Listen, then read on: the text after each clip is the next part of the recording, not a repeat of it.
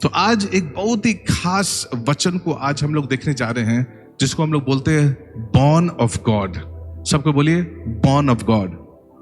Hallelujah. तो आज हम आत्मिक प्रक्रिया के बारे में देखेंगे जिसे हम परमेश्वर से जन्म लेना कहते हैं। हम हर एक व्यक्ति के लिए ईश्वर की छवि या उसके स्वरूप में जागृत होने के लिए बात करेंगे, जहां एक व्यक्ति परमेश्वर की उपस्थिति में बहुत ज्यादा जागरूक हो जाता है, जिससे उसका जीवन उसके उद्देश्य के अनुसार हो जाता है। हम बात कर रहे हैं ईश्वर मानव की वास्तविकता का जागरण। पहला यूहन्ना का किताब उसका 5 उसका 1, अगर हम उस तक पहुंच रहे हैं जो परमेश्वर ने योजना किया है, तो मनुष्य को परमेश्वर से जन्म लेना होगा। देखिए, हम अच्छे काउंसलिंग या सलाह से बदले नहीं जा सकते, हम समझदारी भरी बातों से बदले नहीं जा सकते हैं। मनुष्य को परमेश्वर से जन्म लेना होगा। पहला यूहन्ना का किताब उसका 5 उसका 1 को अगर आप देखेंगे, यहां देखिए क्या कहता है। जिसका ये विश्वास है कि यीशु ही मसीह है, वो परमेश्वर से उत्पन्न हुआ है, और जो कोई उत्पन्न करने वाले से प्रेम रखता है, वो उससे भी प्रेम रखता है जो उससे उत्पन्न हुआ है। तो मनुष्य को परमेश्वर की पूरी स्थिति में वापस लाने का एक सिस्टम है, और वो सिस्टम दोबारा जन्म का सिस्टम है। अगर मनुष्य दोबारा जन्म नहीं पाता है, तो वे ऐसा प्राणी नहीं बन सकते हैं जो परमेश्वर को प्रकट कर सके और उसकी नकल कर सके। इसका मतलब है कि वे परमेश्वर के राज्य और परमेश्वर के मुख्य कार्यवाहक के रूप में काम नहीं कर सकते। तो आज सुबह हम जो कुछ भी देखने जा रहे हैं, आप लिखने के लिए समय ले सकते हैं, क्योंकि मैं थोड़ा धीरे बोलूंगा ताकि आप लिख सके। लेकिन मेरे प्रचार के दौरान मैं शायद थोड़ा तेज हो जाऊं और आप ज्यादा नहीं लिख पाएंगे। आप समझ पाएंगे लेकिन ज्यादा नहीं लिख पाएंगे, क्योंकि कुछ चीजें ऐसी होती है जिन्हें दिमाग से समझाया जा सकता है और कुछ चीजें सिखाई जाती है। तो जो कुछ भी आपका कलम आज कब्जा नहीं कर सकता, आपकी आत्मा कब्जा कर लेगी। आमीन। प्रभु की स्तुति हो। तो मैं असल में आज सुसमाचार का प्रचार करूंगा, और ये समझना हमारे लिए बहुत जरूरी है कि सुसमाचार के 3 मुख्य पहलू है। पहला है परमेश्वर को जानने की कोशिश करना। हर बार जब सुसमाचार का प्रचार होता है तो परमेश्वर प्रकट होते हैं, परमेश्वर का स्वभाव, परमेश्वर का काम और व्यक्तित्व ज्यादातर उनके बेटे यीशु मसीह के जरिए, क्योंकि यीशु मसीह परमेश्वर का सबसे साफ परिभाषा है। हर बार जब परमेश्वर खुद को सच में जानने लायक या समझने लायक बनाना चाहते थे, तो वे मनुष्य के रूप में आए, और इस तरह मसीह प्रकट हुए, मसीह के काम प्रकट हुए और दिखाए गए। और ये सुसमाचार का मुख्य पहलू में से एक है। और इसलिए पौलुस ने हमें पहला कुरिन्थियों का किताब उसका 15 उसको 3-4 में संक्षेप में बताया। उन्होंने 3 बातें बताई जो ना सिर्फ मसीह के व्यक्तित्व को, बल्कि सुसमाचार के बारे में मसीह के कामों को भी दिखाती है और प्रकट करती है। अगर हम लोग पहला कुरिन्थियों का किताब उसका 15 उसका 3-4 को अगर हम लोग देखेंगे, तो बाइबल इस तरह कहता है, इस कारण मैंने सबसे पहले तुम्हें वही बात पहुंचा दी जो मुझे पहुंची थी, कि पवित्र शास्त्र वचन के अनुसार यीशु मसीह हमारे पापों के लिए मर गए, और अगले आयत में कहता है कि उसे दफनाया गया, और शास्त्र के अनुसार वो फिर तीसरा दिन जी उठे। तो पौलुस हमें परमेश्वर के बारे में और उसके कामों के बारे में समझाने की कोशिश कर रहे थे, और वो सीधे यीशु मसीह के बारे में बात करने लगे। अगर हम उस वचन के आयत 1 और 2 को पढ़ेंगे, तो उन्होंने इस बात पर जोर दिया कि हम इसी आधार पर खड़े हैं। इसका मतलब है कि परमेश्वर का प्रकाशन और मसीह के जरिए परमेश्वर के कामों के बिना हमारी आत्मा में कोई जगह नहीं है। असल में जब उन्होंने पहला कुरिन्थियों का किताब उसका 1 उसका 23 और 24 में जब इस सच्चाई को और समझाया, तो उन्होंने कहा, परंतु हम तो उस क्रूस पर चढ़ाए हुए मसीह का प्रचार करते हैं, जो यहूदियों के लिए ठोकर का कारण और अन्य जातियों के लिए मूर्खता है, लेकिन जो बुलाए हुए हैं, क्या यहूदी क्या यूनानी, उनके निकट मसीह परमेश्वर की सामर्थ और परमेश्वर का काम है। तो सुसमाचार का पहला और सबसे जरूरी पहलू परमेश्वर का प्रकाशन और परमेश्वर का काम है, और उसी प्रकाशन में हम परमेश्वर के व्यक्तित्व और स्वभाव को समझ सकते हैं, ताकि हम उनके साथ एक सही रिश्ता बना सके और उसकी सही तरीके से हम लोग उसकी आराधना कर सके। क्योंकि अगर हम परमेश्वर को नहीं जानते और अगर हम ये नहीं जानते कि उन्होंने क्या किया है, तो उनके साथ रिश्ता बनाना नामुमकिन होगा और उसकी आराधना करना भी नामुमकिन होगा। क्योंकि देखिए, आराधना सिर्फ गाना गाना नहीं है। हम गाने के जरिए आराधना कर सकते हैं, लेकिन आराधना परमेश्वर के साथ एक गहरा जुड़ाव के बारे में है, जहां हमारी आत्मा से आराधना निकलती है, जिसका नतीजा उनकी आज्ञाओं को पालन करना होता है। और इसलिए अगर हमारा परमेश्वर के साथ गहरा जुड़ाव नहीं है और अगर हमारी आत्मा से आराधना नहीं निकलती है, जिसका नतीजा उनके आदेशों के प्रति हमारा समर्पण होता है, तो भले ही हम रोए और गाए, हम आराधना नहीं कर रहे। इसलिए जब पहली बार उत्पत्ति उसका 22:5 में आराधना शब्द का इस्तेमाल किया गया, तो इब्राहिम इसहाक को बलि देने जा रहा था। वहां पर कोई गाना नहीं गा रहा था, वहां पर कोई आराधना नहीं हो रही थी। अगर वहां पर कुछ हो रहा था, तो आप देख सकते हैं कि किसी प्यारे का खोने का दर्द था। इसके बावजूद भी इब्राहिम वो काम किया। इब्राहिम वो कदम इसलिए उठा पाया क्योंकि वो उस ईश्वर को जानता था जिससे वो निपट रहा था।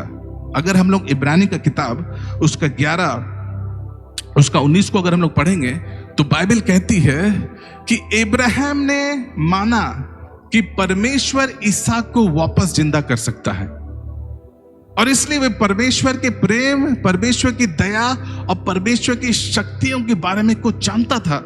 वो जानता था कि परमेश्वर इतना प्रेमी और दयालु है कि वो उसे अपने इकलौते बेटे को छोड़ने के लिए कभी नहीं कहेगा, जिस पर उसने 25 साल तक भरोसा किया था। वो जानता था अगर परमेश्वर इसहाक को छोड़ने की इजाजत भी देता, तो भी उसके पास उसके जिंदा करने की शक्ति थी। तो आज्ञाकारिता और रिश्ता इस ज्ञान से जुड़ा था कि परमेश्वर कौन है। इसलिए जब हम लोगों को सुसमाचार सुनाते हैं, तो सुसमाचार वो माध्यम है जो संबंध स्थापित करने का द्वार को खोलता है, आराधना का द्वार को खोलता है, जो कि स्तुति और आज्ञा पालन है। आमीन। प्रभु की स्तुति हो। तो सुसमाचार का पहला भाग परमेश्वर और उसके कामों का प्रगटीकरण है। सुसमाचार का दूसरा भाग खुद को खुद से परिचित करना है, क्योंकि जब तक हम खुद को परमेश्वर के दृष्टिकोण से नहीं देखते, तब तक हम ये नहीं जान पाएंगे कि हम मसीह में कौन है। और इसीलिए जब सुसमाचार का प्रचार किया जाता है, जब मसीह का प्रचार किया जाता है, तभी हम जान पाते हैं कि हम मसीह यीशु में कौन है, क्योंकि हम वास्तव में परमेश्वर का नकल करने के लिए बनाए गए हैं। और ये परमेश्वर ही है जिन्होंने दूसरी आत्माओं और दूसरे क्षेत्रों का आईना बनने के लिए बनाया है। इसलिए जब तक हम परमेश्वर को नहीं पा लेते हैं, तब तक हमारे लिए खुद को पाना नामुमकिन होगा। और इसलिए सुसमाचार के संदर्भ में ही, सुसमाचार के कॉन्टेक्स्ट में ही परमेश्वर के व्यक्ति का निर्माण होता है। देखिए, परमेश्वर के दास कोई प्रचारक नहीं है, परमेश्वर के दास कोई भविष्यवक्ता नहीं है, परमेश्वर के दास कोई प्रेरित या अपोस्तल नहीं है। परमेश्वर का दास एक ऐसी हस्ती या प्राणी है जो परमेश्वर से जन्म हुआ है। परमेश्वर का दास एक ऐसी हस्ती है जो परमेश्वर से आती है। अगर हम ये नहीं समझते कि हम परमेश्वर के नजरिए से कौन हैं, और अगर हम परमेश्वर में अपनी समानता में नहीं बदल रहे हैं, हम कुछ भी करें, हम परमेश्वर को प्रकट नहीं कर रहे हैं। क्योंकि देखिए, सुसमाचार का मकसद हमें कोई भाषा देना नहीं है, क्योंकि जब हम सुसमाचार सुनेंगे तो हमारे पास भाषा होगी, लेकिन सुसमाचार का मूल विचार हमें स्वयं को खोजने में मदद करना है, ताकि हम परमेश्वर में अपनी वास्तविक स्वरूप को प्राप्त कर सके। और इसलिए जैसे कि मैंने आपको परमेश्वर की योजना दिखाना शुरू किया, आप देखेंगे कि परमेश्वर की मुख्य कोशिश आपको अपना जैसा बनाना है। इसलिए अगर कोई आदमी परमेश्वर की तरह नहीं दिखता है, तो उसका असल में कोई अस्तित्व नहीं है। अगर कोई आदमी परमेश्वर की तरह नहीं दिखता, तो इसका मतलब है उससे परमेश्वर से कुछ नहीं मिला है। क्योंकि हमें परमेश्वर से गाड़ियां नहीं मिलती, हमें परमेश्वर से पैसा नहीं मिलता, ये सब चीजें बाय प्रोडक्ट है। लेकिन जो हमें असल में परमेश्वर से मिलता है वे ऐसा चीज है जो हमें परमेश्वर जैसा बनाती है।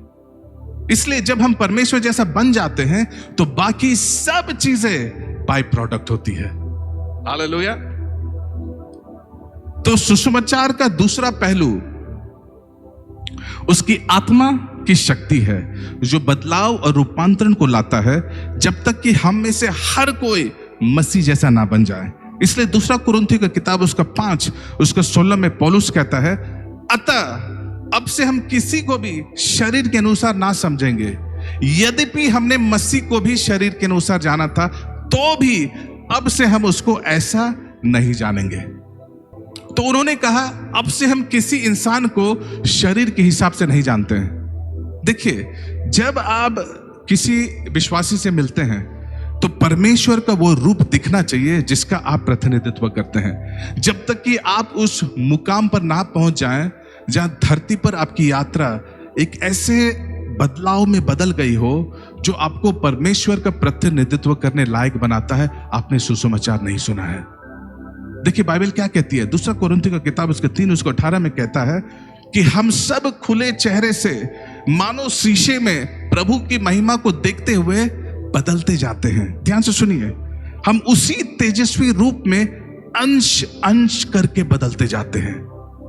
हम किसी और चीज में नहीं बदलते, हम उस महिमा की छवि में बदलते जाते हैं जो हमें मिली है। और वो बदलाव जीवित परमेश्वर की आत्मा के द्वारा महिमा से महिमा की ओर होता है। और इसीलिए मनीषाल कम हियर, और इसीलिए सुसमाचार मनीषाल कम हियर, और इसीलिए सुसमाचार का दूसरा हिस्सा मनीषाल को एक आम इंसान से परमेश्वर का एक इंसान बनाना है। सुसमाचार का दूसरा हिस्सा मनीषाल को एक गिरे हुए इंसान से परमेश्वर का एक महिमावान इंसान बनाना है। सुसमाचार का दूसरा हिस्सा एक इंसान को कमजोर शरीर वाले इंसान से आत्मा का एक मजबूत इंसान बनाना है। हालेलुया। जब आप सुसमाचार को जानते हैं और जब आप सुसमाचार को सुनते हैं, तो जब लोग आपको देखेंगे तो वे आपके अंदर परमेश्वर के रूप को देखेंगे। भले ही वह ना जानते हो कि आप एक विश्वासी हैं, भले ही वह ना जानते हो कि आप एक धार्मिक व्यक्ति हैं, वे बस इतना जानेंगे कि आपके अंदर में कुछ ऐसा है जो दिव्य है। दिव्य समझते हैं ना, दिव्य, डिवाइन, क्योंकि दिव्यता की आयाम आप पर झलकेगा। The divinity of dimension will be all over you. Hallelujah. तो तीसरा सुसमाचार का पहलू है सशक्तिकरण। सबको बोले सशक्तिकरण, एम्पावरमेंट। याद रखिएगा, पावर दूसरा चीज है, एम्पावरमेंट दूसरा चीज है, तो इसलिए दोनों को मिक्सअप नहीं करना है। तो सुसमाचार का तीसरा पहलू है सशक्तिकरण, ताकि परमेश्वर के कार्यक्रम को आगे बढ़ाया जा सके। जब कोई व्यक्ति परमेश्वर के वचन के सच्चाई को पाता है तो उसे परमेश्वर के कार्यक्रम को आगे बढ़ाने के लिए सामर्थ मिलती है। देखिए, किसी आत्मा का प्रतिनिधित्व करने के लिए सामर्थ की जरूरत होती है। आप बिना सामर्थ के परमेश्वर के एजेंडा को आगे नहीं बढ़ा सकते हैं। इसलिए यीशु मसीह ने अपने चेलों से लूका उसका 26 उसका 39 में कहा, उन्होंने कहा कि कहानियों के साथ बाहर मत जाओ। लोग जानते हैं कि तुम मेरे साथ थे, हाँ तुम मेरे साथ कुछ जगह पर गए हो, लेकिन लोगों को यह बताने के लिए यह काफी नहीं है कि तुम मेरे साथ थे। तुम्हें किसी चीज के साथ जाना होगा, और जिस चीज के साथ तुम जाते हो उसका सारा सामर्थ्य है। हालेलुया। उन्होंने कहा कि तब तक इंतजार करो जब तक कि स्वर्ग से या ऊपर से तुम्हें सामर्थ्य ना मिल जाए, क्योंकि तुम लोग एक एजेंडा को आगे बढ़ाने वाले हो। हर बार जब हम कहते हैं ना कि तेरा राज्य आए, ये युद्ध की घोषणा है, क्योंकि दूसरी आत्माएं भी हैं जो अपनी एजेंडा को आगे बढ़ाना चाहती हैं। और अगर हम परमेश्वर के एजेंडा को आगे बढ़ाना चाहते हैं जो उनके एजेंडा का खिलाफ है, तो हम युद्ध की घोषणा कर रहे हैं। और अगर हम तैयार नहीं हैं मेरे प्रिय मित्रों, तो हम युद्ध का शिकार हो जाएंगे। और इसलिए जब हम सुसमाचार का प्रचार करते हैं तो ये लोगों को परमेश्वर के राज्य की सीमाओं को आगे बढ़ाने और धरती पर परमेश्वर के एजेंडा को पूरा करने में मदद करने की एक कोशिश है। इसलिए प्रेरितों का काम उसका 8 में क्या कहता है, लेकिन जब पवित्र आत्मा तुम पर आएगा तो तुम सामर्थ पाओगे और यरूशलेम और सारी यहूदिया और समारिया में और पृथ्वी की छोर तक तुम मेरे गवाह होगे। हालेलुया। तो परमेश्वर के राज्य को बढ़ाने के लिए सामर्थ की जरूरत होती है। मैं कुछ लोगों से बात कर रहा था और उन्हें बता रहा था कि यहां तक पहुंचने के लिए हमें किन मुश्किलों का सामना करना पड़ता है, और आपको पता चलेगा कि आत्माएं सो नहीं रही है, क्योंकि हर बार जब हम परमेश्वर के लिए बोलते हैं तो हम परमेश्वर या परमेश्वर के प्रभुत्व को स्थापित करते हैं, और हर जगह जब हम परमेश्वर के प्रभुत्व को स्थापित करते हैं तो हम शैतान के प्रभुत्व को भी रोक देंगे। Hallelujah, hallelujah. और इसलिए आज आप जो भी संदेश सुनेंगे वे परमेश्वर के राज्य को आगे बढ़ाने और परमेश्वर के प्रभुत्व को स्थापित करने की हम लोग को योग्यता मिलेगा। तो आज सुबह आप जो भी संदेश सुनेंगे वो या तो परमेश्वर और परमेश्वर के कामों को दिखाएगा, या ये हमें स्वयं को प्रकट करेगा और हमारे लिए एक सिस्टम बनाएगा ताकि हम उसमें बदल सके जिसे परमेश्वर ने हमें बुलाया है, या ये हमें परमेश्वर के राज्य को आगे बढ़ाने के काबिल बनाएगा। और इसलिए अपने मन को तैयार करें कि जब आप इस सभा से बाहर जाएंगे तो आप परमेश्वर को एक अलग लेवल पर जानेंगे। जैसे कि अय्यूब ने कहा, अय्यूब उसका 42 उसका 5 में क्या कहता है, वो कहता है कि मैंने तुम्हारे बारे में अपने कानों से सुना है, लेकिन अब मेरी आंखें तुम्हें देखती है। पहला यूहन्ना का किताब उसका 1:1 में देखिए, जीवन के वचन के विषय में जो आदि से था, जो हमने सुना, जो हमने देखा, जिसे हमने ध्यान से सुना और हमने अपने हाथों से छुआ है। सुनिए मेरे प्रिय मित्रों, ये उस आदमी के बारे में बात कर रहा है जिसका सुसमाचार के साथ सामना हुआ है।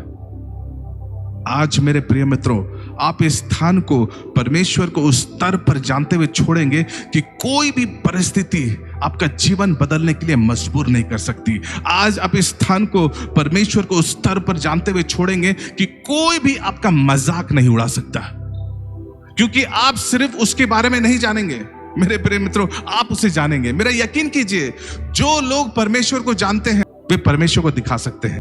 अगर आप परमेश्वर को जानते हैं तो आप परमेश्वर को दिखा सकते हैं, और परमेश्वर को दिखाने से ही आप उन लोगों को चुप करा देते हैं जो परमेश्वर के कामों को बिगाड़ने की कोशिश करते हैं। आज मेरे प्रिय मित्रों, मैं किसी के लिए भविष्यवाणी कर रहा हूं कि जब आप परमेश्वर को दिखा सकते हैं तो आज आप इस सभा के बाद परमेश्वर के लिए एक बड़ा बड़ा काम करेंगे। हालेलुया।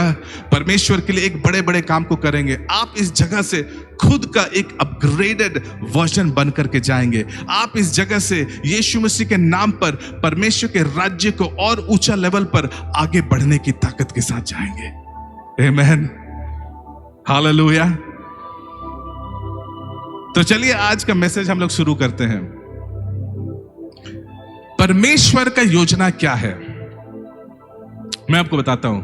कभी कभी प्रचारक होने के नाते हम लोग बोलने के उत्साह में इतना खो जाते हैं कि हम समय का ध्यान ही भूल जाते हैं। तो परमेश्वर का योजना क्या है?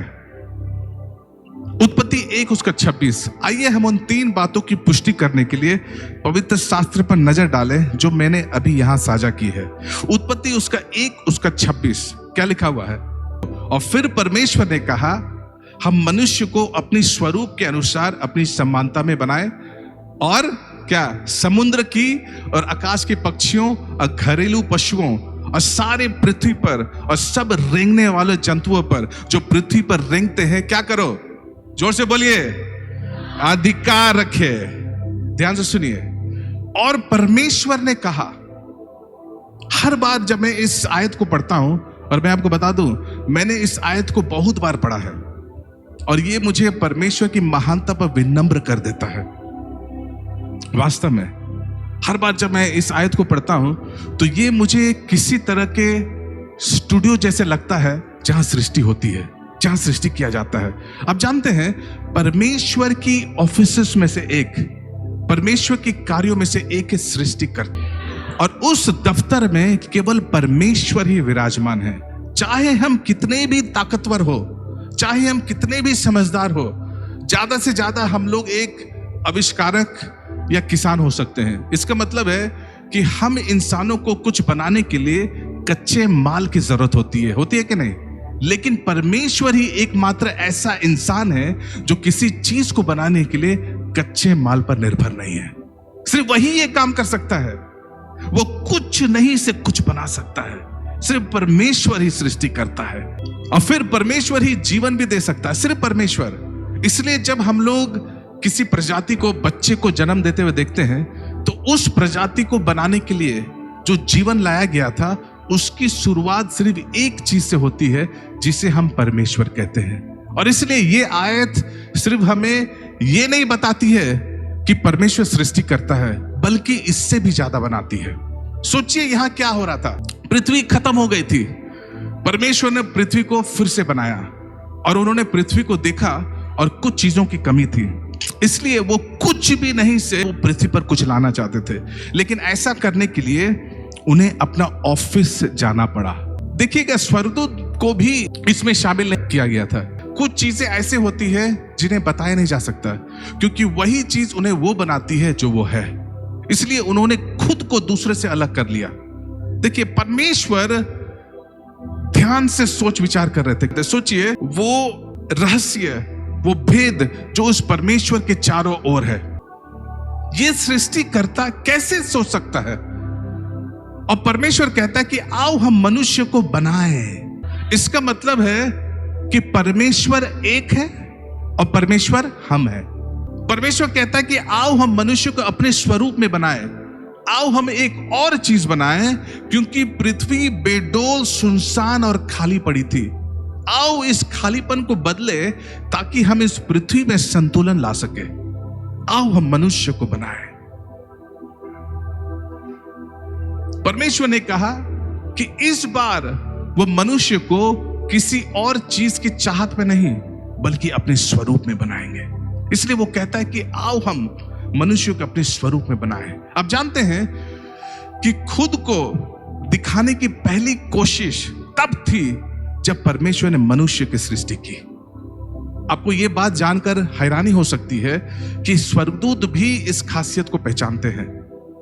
वे पवित्र पवित्र पवित्र क्यों चिल्लाते हैं? ऐसा इसलिए है क्योंकि परमेश्वर अपने आप में एक अलग पहचान रखते हैं। उसका स्वभाव में अलग है और इसलिए सच में उनके जैसा कोई नहीं है। जब आप बाइबल पढ़ेंगे तो आप पाएंगे कि जैसे ही मनुष्य को बनाया गया, परमेश्वर कौन है इसकी अलग अलग परिभाषाएं सामने आने लगी। वे बस इतना जानते थे कि यह प्राणी एक श्रेष्ठ प्राणी है। वे उसे देख भी नहीं सकते थे। जब वो आता है तो वे जमीन पर गिर जाते हैं। पहली बार जब परमेश्वर खुद को अध्ययन के लिए उपलब्ध कराया तो वो तब था जब उन्होंने मनुष्य की सृष्टि की। अगर हम पवित्र शास्त्रों को पढ़ेंगे तो हम पाएंगे कि परमेश्वर का मूल उद्देश्य मनुष्य को बनाने पर था। इसलिए उन्होंने ये नहीं कहा कि आओ हम मनुष्य को पवित्र आत्मा जैसे बनाएंगे, आओ हम मनुष्य को पुत्र जैसे बनाएंगे, आओ हम मनुष्य को पिता जैसे बनाएंगे। नहीं, उन्होंने कहा कि आइए हम पिता, पुत्र और पवित्र आत्मा के स्वभाव को मिलाकर एक ऐसा प्राणी बनाएं जो उनके जैसा हो। किनके जैसा हो? हम लोगों के जैसा हो। उन्होंने कहा कि आओ हम मनुष्य को अपने ही स्वरूप में बनाएं। तो अगर हम परमेश्वर की योजना की अध्ययन करते हैं तो परमेश्वर की योजना वो थी कि संसार उसे जाने, अब वो खुद मनुष्य बन करके आए। इसलिए जो मनुष्य खुद को मनुष्य कहता है, अगर परमेश्वर को नहीं प्रकट करता, अगर परमेश्वर को नहीं दर्शाता, तो वो मनुष्य का मतलब नहीं जानता। क्योंकि मनुष्य की सृष्टि इसलिए की गई थी ताकि मनुष्य परमेश्वर की मेजबानी कर सके और परमेश्वर को प्रकट कर सके। मेजबानी का मतलब so that man can host God and man can reveal और मैनिफेस्ट गॉड। आइए हम मनुष्य को अपनी स्वरूप में, अपनी समानता के अनुसार बनाएं। और हमारी स्वरूप और समानता दिखाकर वो कहता है कि हम अधिकार रखते हैं। अगर हम परमेश्वर को दिखा सकते हैं, अगर हम परमेश्वर को जाहिर कर सकते हैं, तो हम एक अधिकार वाले मनुष्य होंगे। और यही परमेश्वर का भी स्वभाव है। अगर हम लोग भजन संहिता उसका 8:4 को अगर हम लोग पढ़ेंगे तो भजन लिखने वाले ने एक सवाल पूछा। क्या पूछा? उसने ये नहीं कहा कि मनुष्य कौन है, वो कहता है तो फिर मनुष्य क्या है कि तू उसका स्मरण रखे, और आदमी क्या है कि तू उसकी सुधि ले। मैं आपको बताऊं, स्वर्गदूतों के कर में परमेश्वर की उपस्थिति में खड़ा होना एक ऊंचा पद है। जब गैब्रियल स्वर्गदूत जकरयाह के पास आया मिलने के लिए, जो एक हरा हुआ इंसान था, जो अब एक राजकुमार नहीं रहा, उसने उससे कहा कि मैं गैब्रियल हूं और मैं परमेश्वर की उपस्थिति में खड़ा हूं। अगर आज हम लोग स्वर्ग जाते हैं तो हम देखेंगे कि हर स्वर्गदूत परमेश्वर की उपस्थिति तक नहीं पहुंच सकता। ये एक निजी जगह है, एक प्राइवेट जगह है।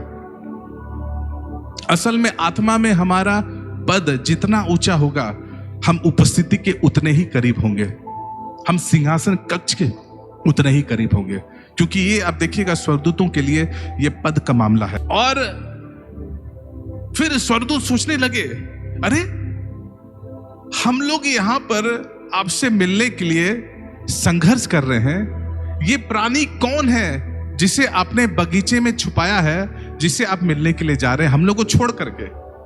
मैं आप लोग को यही चीज बताने की कोशिश कर रहा हूं कि जब परमेश्वर ने अपने स्वरूप में हम लोग को बनाया, तो सही में उसने अपने स्वरूप में बनाया।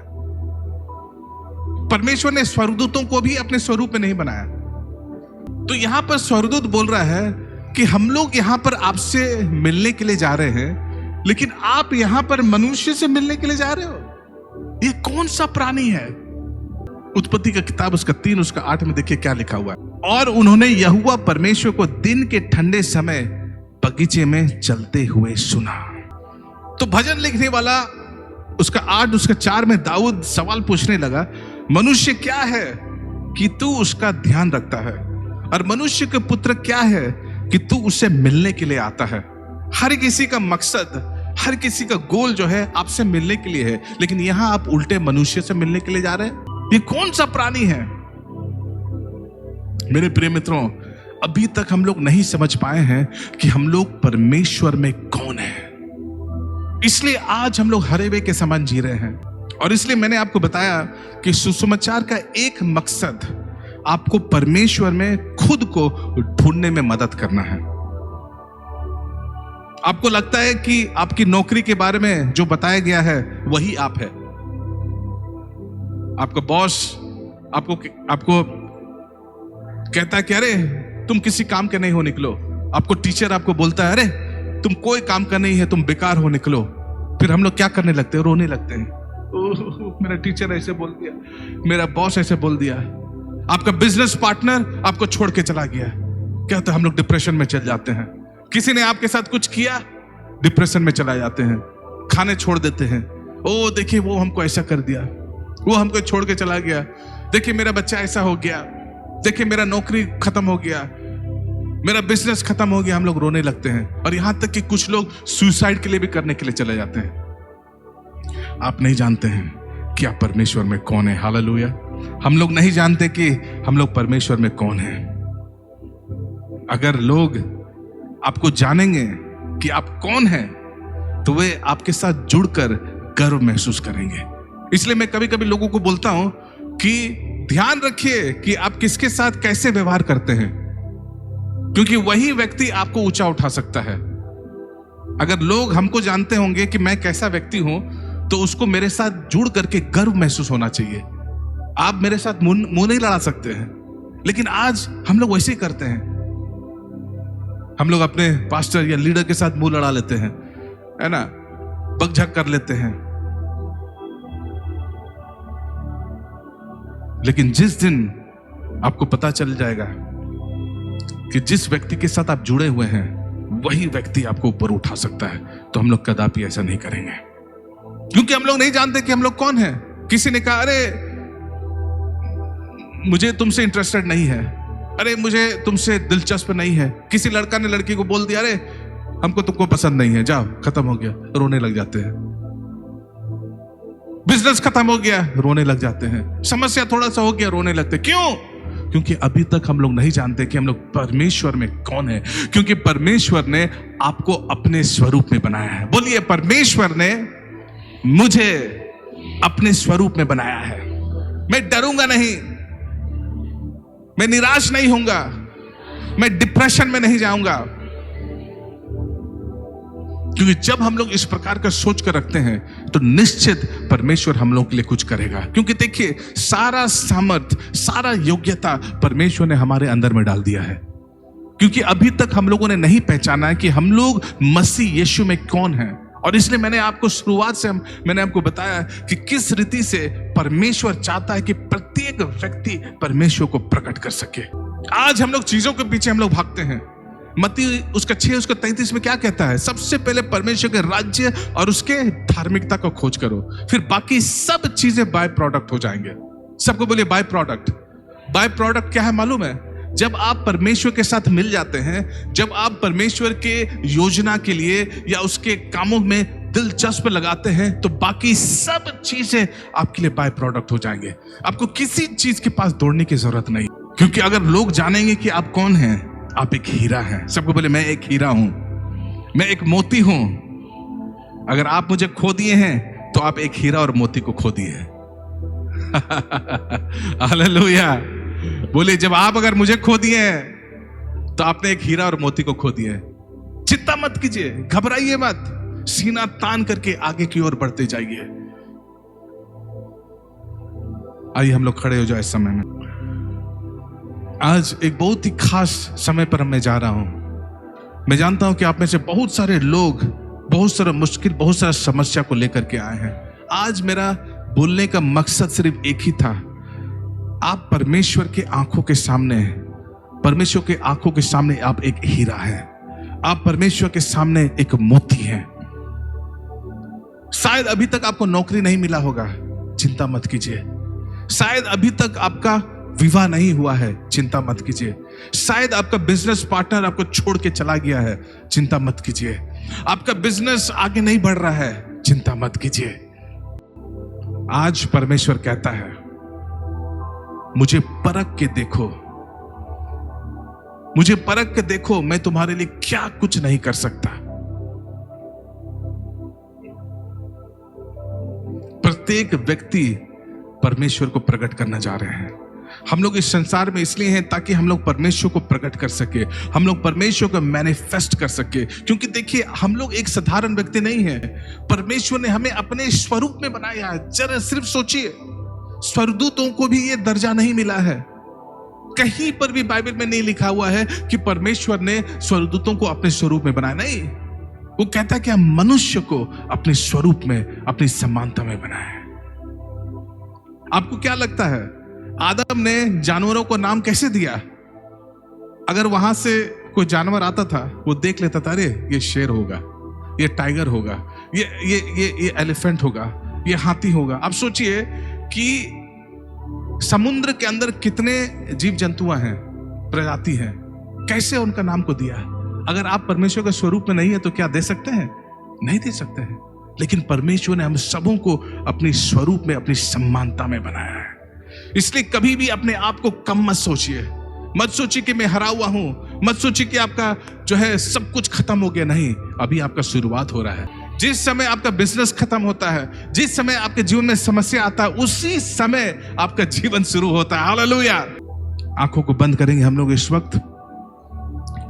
मैं इस समय लेना चाहता हूं, अगर आप में से कुछ ऐसे हैं जो सोचते कि नहीं, मेरा बिजनेस समाप्त हो गया है, मुझे अभी तक नौकरी नहीं मिली है, अभी तक मेरा विवाह नहीं हुआ है, मुझे पैसा की घटी है, अभी तक मैं कर्ज में हूं। आपने देखा, 2 गवाहियों को हम लोगों ने सुना था कि कैसे परमेश्वर अद्भुत रीति में से उन लोगों को मदद किया। मेरे प्रिय मित्रों, परमेश्वर हर कोई के लिए एक ही परमेश्वर है। इसलिए अगर आप सोचते हैं कि आप वो व्यक्ति हैं, ये समय में लेना चाहता, अपना जगह को जल्दी छोड़ करके सामने में आएंगे और मैं आपके साथ प्रार्थना करूंगा। जल्दी से आए, समय को नष्ट ना करें, क्योंकि मैं जानता हूं कि हम लोग सबको कुछ ना कुछ मुसीबत को लेकर के आए हैं। और आप सोचते हैं कि नहीं, मैं कलीसिया जा रहा हूं, मेरा प्रार्थना सुना जाए पिता। आप लोग सब 90% लोग, मैं जानते हूं, हम लोग सब के जीवन में कुछ ना कुछ है। जल्दी से अपने जगह छोड़ करके आइए, शर्माइए मत, डरिए मत। परमेश्वर एक अद्भुत कार्य को अपने जीवन में करने जा रहा है। अद्भुत कार्य आपके जीवन में करने जा रहा है। Amen. Thank you lord. Thank you, Jesus. highest, your name is the greatest, your name stands above them all thrones and dominions, all powers and positions, your name stands above them all. Jesus, your name is the highest, your name is the greatest, your name Yes, Lord. stands above them all thrones and dominions, all powers and positions, your name stands above them all, and the angels cry, holy, all creation cry, holy,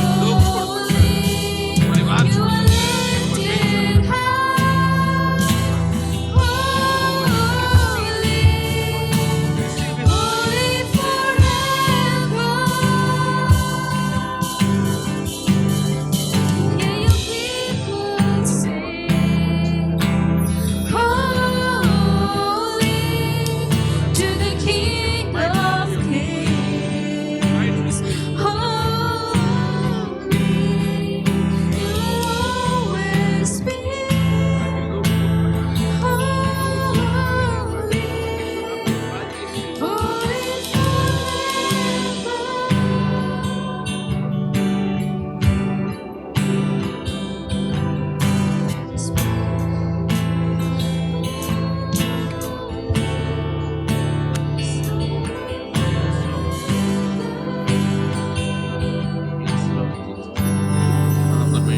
Yes, Lord Jesus.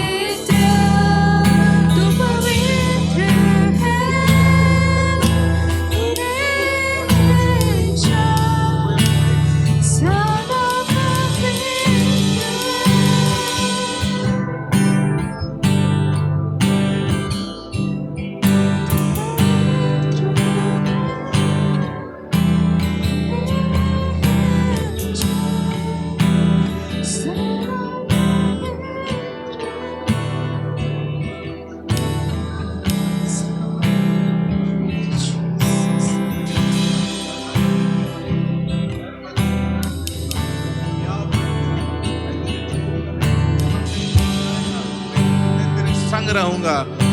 Thank you, Jesus. Oh, yes. Thank you.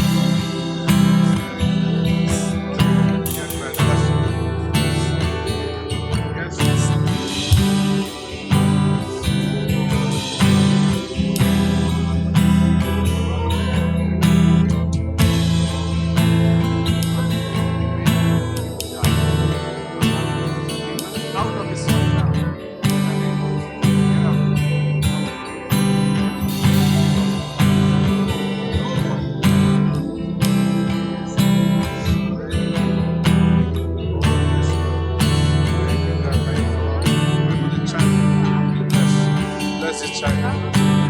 Yes. Thank you, Lord. Oh, yes. Pray for this awesome time. Yes, Lord. Anoint her in the name of Jesus. Deliver her completely, O Lord. Yes, Piता. पूरे रीति से तुम पर साथ में. In the name of Jesus, not even a single thing that is going to hold her back. To fulfill complete healing right now. Yes, Lord, I can see the Holy Spirit coming upon you. Yes, Lord. Yes, oh God. Yes, Lord. Yes, Lord. Thank you, God. Thank you, God. Full deliverance in the name of Jesus. पूरे रीति से आजादी. पूरे रीति से आजादी. धन्यवाद पिता. धन्यवाद पिता. Yes. Yes, Lord. Out in the name of Jesus. Everything come out in the name of Jesus. Be delivered completely. Yes, Lord. Yes, Lord. Thank you, Lord. Thank you,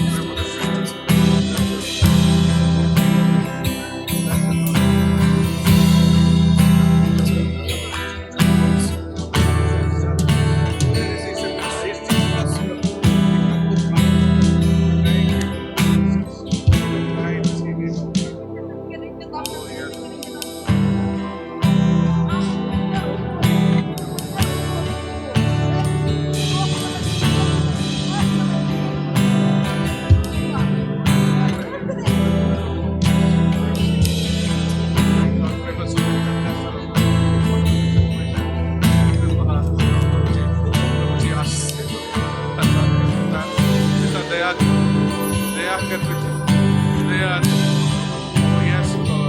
Have mercy, O God. Have mercy, Lord. We ask you for your forgiveness, Lord. So, Lord, for the complete healing, O God. Complete healing in the name of Jesus. Yes. पूरे देश में पूरे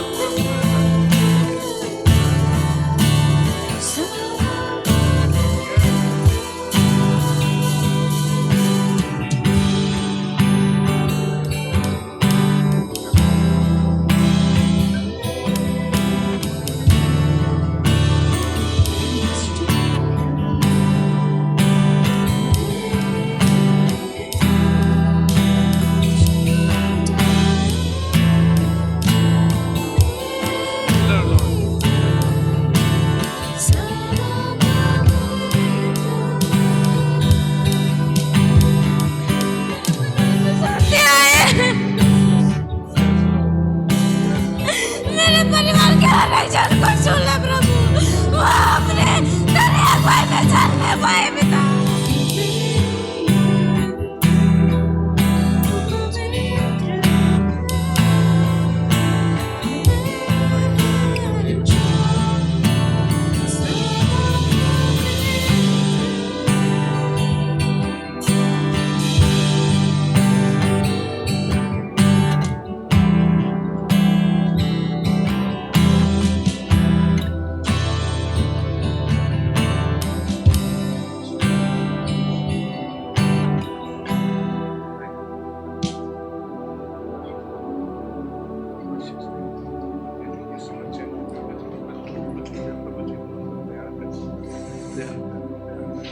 Yes, Lord.